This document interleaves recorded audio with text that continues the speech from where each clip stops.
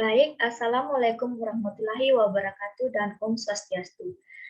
Perkenalkan, nama saya Gusti Ayulandari dengan NIM B1B121025. Saya dari kelas A Manajemen. Di sini saya akan mempresentasikan materi PPT pengantar bisnis dengan judul Memotivasi Karyawan. Memotivasi karyawan, perencanaan strategis yang dapat mengidentifikasikan peluang dan arah perusahaan di masa mendatang. Jika perusahaan mengembangkan berbagai strategis untuk mencapai perencanaan strategi, hal ini tergantung pada bagaimana manajer memanfaatkan para karyawan dan sumber daya lainnya untuk membuat strategi tersebut dapat dilaksanakan. Pembelian suatu perusahaan sangat tergantung pada kinerja karyawan melalui motivasi karyawan untuk melaksanakan tugas yang diberikan dengan tepat. Perusahaan dapat memaksimalkan nilai perusahaan. Berikut yaitu ringkasan penelitian Hartholm. Yang pertama itu kebutuhan fisiologis adalah persyaratan yang dapat mendasar untuk mempertahankan hidup seperti makanan dan perumahan. Yang kedua yaitu kebutuhan sosial atau kebutuhan pokok. Menjadi bagian dari suatu kelompok, beberapa perusahaan berusaha membantu karyawan untuk mencapai tujuan kehidupan sosialnya. Yang ketiga itu kategori dari kebutuhan yang terakhir adalah aktualisasi diri, di mana kebutuhan-kebutuhan pemenuhi atas potensi seseorang. Yang materi selanjutnya itu cara perusahaan dapat meningkatkan kebutuhan pekerjaan dari memotivasi, yaitu yang pertama pada program kompetensi yang layak, yaitu seperti perusahaan harus berupaya memuaskan karyawannya dengan menawarkan kompensasi yang layak bagi karyawan yang terlibat. Yang kedua itu keamanan pekerjaan, di mana karyawan yang memiliki keamanan pekerjaan akan lebih termotivasi untuk melaksanakan pekerjaan yang dengan baik. Yang ketiga yaitu jadwal kerja dan fleksibel. Suatu metode lain untuk meningkatkan kepuasan pekerjaan yaitu dengan mengimplementasikan program yang mengizinkan pengaturan jadwal kerja yang lebih fleksibel.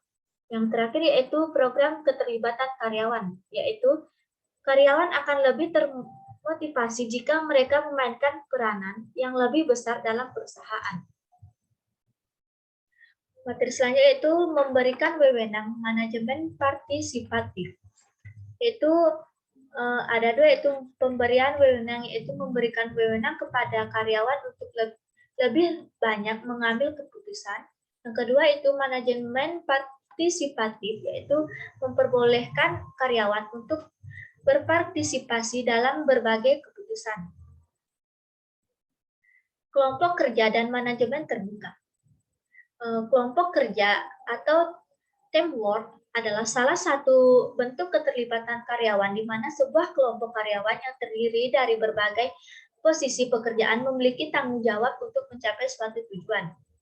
Yang kedua itu manajemen terbuka adalah bentuk lain dari keterlibatan karyawan yang mendidik karyawan untuk memberikan kontribusi kepada perusahaan dan membuat mereka memberikan penilaian atas tingkat kinerja mereka secara periodik. Perbandingan metode yang digunakan untuk mendorong kepuasan pekerjaan. Metode-metode yang digunakan untuk memuaskan pekerjaan yaitu yang pertama pada program kompensasi yang layak, yaitu ada kenaikan gaji sesuai dengan kinerja, bonus sesuai dengan kinerja, dan memberikan sebagian saham sebagai kompensasinya. Yang kedua itu keamanan pekerjaan, seperti mendorong karyawan agar memiliki komitmen yang layak untuk perusahaan. Yang ketiga itu jadwal kerja yang fleksibel, yaitu seperti memberikan fleksibilitas pada pemilihan waktu jadwal kerja mereka. Yang terakhir yaitu program keterlibatan karyawan, yaitu seperti menerapkan perluasan pekerjaan, menerapkan rotasi pekerjaan, dan manajemen partisipatif, menerapkan kelompok kerja, dan menerapkan manajemen terbuka. Perusahaan yang mencapai tingkat kepuasan pekerjaan tertinggi, yaitu ada software tireless, yaitu menghargai karyawan, memberikan wewenang kepada karyawan untuk memecahkan masalah, memberikan penghargaan dan pengakuan kepada karyawan. Yang kedua yaitu MBNA, memfokuskan kepada karyawan yang mampu bekerja sama, menyediakan penitipan bayi di tempat kerja. Yang ketiga yaitu Microsoft, yaitu lingkungan pekerjaan yang sederhana, memberikan wewenang kepada karyawan untuk memecahkan masalah. Yang ketiga itu Bawet, yaitu membayar 2 minggu cuti sakit kepada orang tua baru. Jadwal pekerjaan yang fleksibel. Yang kelima itu Land-End. Tidak ada kebijakan PHK, tunjangan penuh bagi karyawan paruh waktu, diskon 40% untuk barang di dagangan dalam katalog, fasilitas fitness, dan kolam renang di tempat kerja. Mungkin itu yang dapat saya sampaikan. Kurang dan lebihnya mohon dimaafkan. Sekian dan terima kasih. Assalamualaikum warahmatullahi wabarakatuh.